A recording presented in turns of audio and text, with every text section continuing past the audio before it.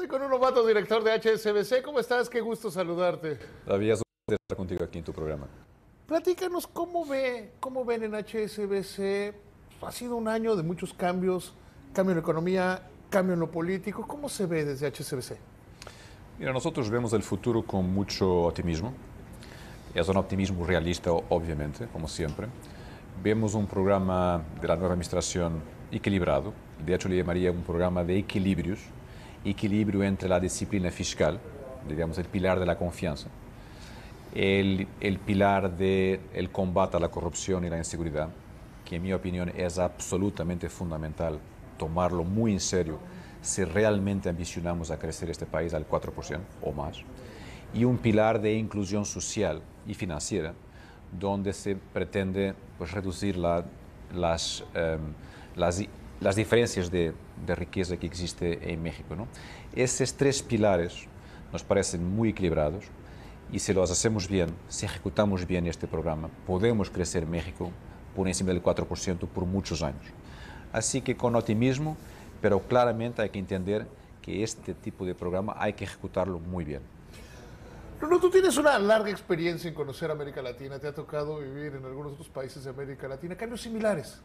¿Cómo se viven? O sea, ¿cómo se vive este tipo de cambios? México venía de un modelo que aplicó durante más de 30 años y está ajustándose en cierto sentido. Me cuestan trabajo las etiquetas, porque yo sí que estoy convencido que solo existen políticas económicas correctas e incorrectas. Pero está ajustándose. ¿Cómo bajarle a los extremos o de miedo o de optimismo en cualquiera de los dos lados de la ecuación? Mira, yo creo que México creció en los últimos 30 años a un promedio del 2%, más o menos. ¿Okay? Y hay que entender que eso no es positivo. Claramente no ha sido un proyecto ganador, por varias razones. Lo que es claro es que eso demanda un cierto cambio. Hay que pensar por qué México no fue capaz de crecer por encima del 2%. Hay varios factores. Yo creo que el tema de la corrupción y de la inseguridad es un factor central. Hay otros, pero yo me voy a centrar en esto. Porque este factor es un factor muy común en Latinoamérica. Latinoamérica en los últimos 20, 30 años ha evolucionado muchísimo en la componente económica, en la componente de mantener las finanzas públicas de forma estable y sana. Pero hay que reconocer que Latinoamérica no evolucionó en el tema de la corrupción y la inseguridad. Y hemos visto Brasil hacer un esfuerzo enorme en los últimos años, que le castigó mucho la economía en el corto plazo, pero que esperamos todos que en el largo plazo Brasil salga adelante con una economía más sana, pero por encima de todo mucho más sostenible, con menores niveles de corrupción.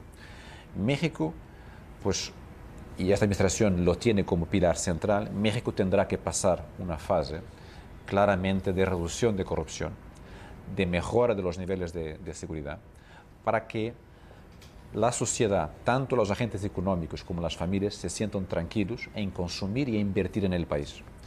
Ese tema es central y yo diría que estoy muy optimista esperando que podamos en 6 años ver un México mucho más sano, ético, para que pueda competir con las grandes economías del mundo. Desde el punto de vista del banco que diriges, ¿cómo se ve el negocio? O sea, una economía que va más despacio.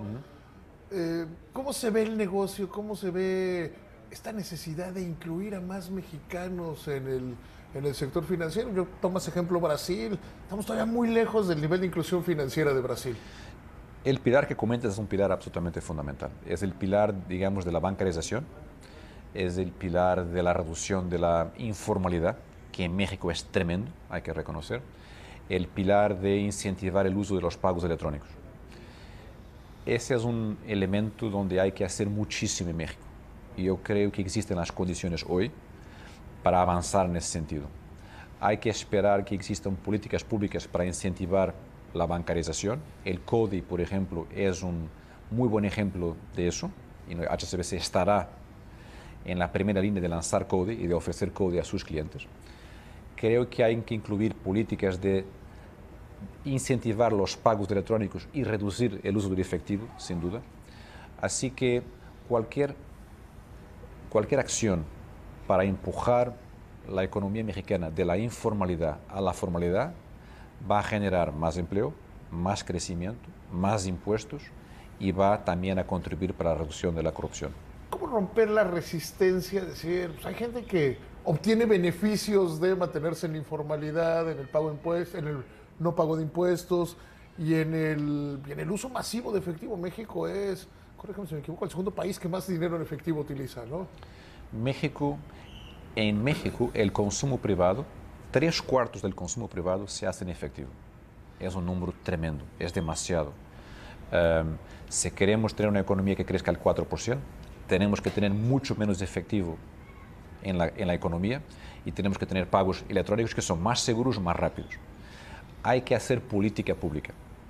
Hay que incentivar claramente los pagos electrónicos. Por ejemplo, en México, en muchas tiendas, hay precios diferenciados entre pago en efectivo y pago con tarjeta. Eso no debería existir.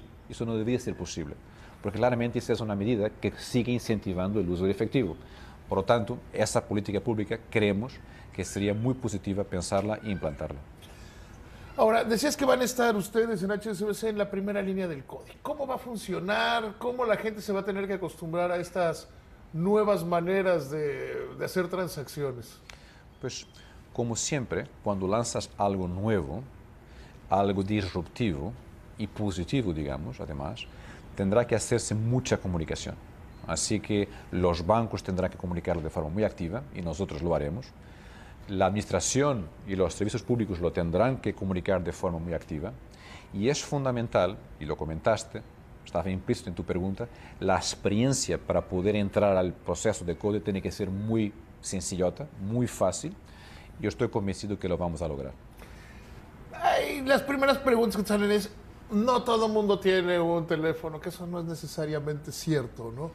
¿Ayudará a HSBC, colaborará en una política pública para que haya más teléfonos inteligentes, que se puedan usar los códigos? Porque para que esto funcione tiene que llegar al taxista y tiene que llegar al muy pequeño comercio que sea más cómodo usar un código que usar efectivo.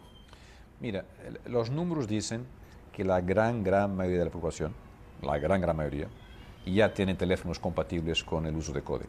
Así que, en ese sentido, CODE podrá tener un uso masivo. Además, también los números dicen que año tras año, cada vez hay más gente con teléfonos inteligentes. Y yo creo que el tema del teléfono realmente no es un problema. Creo que naturalmente, año tras año, el CODE se va a tener acceso. Pero lo más importante, digamos así, es comunicar el servicio de forma intensiva. ¿Tú crees que es un tema de comunicación? Creo que es un tema de comunicación y que la experiencia del cliente con CODE sea una experiencia muy sencilla.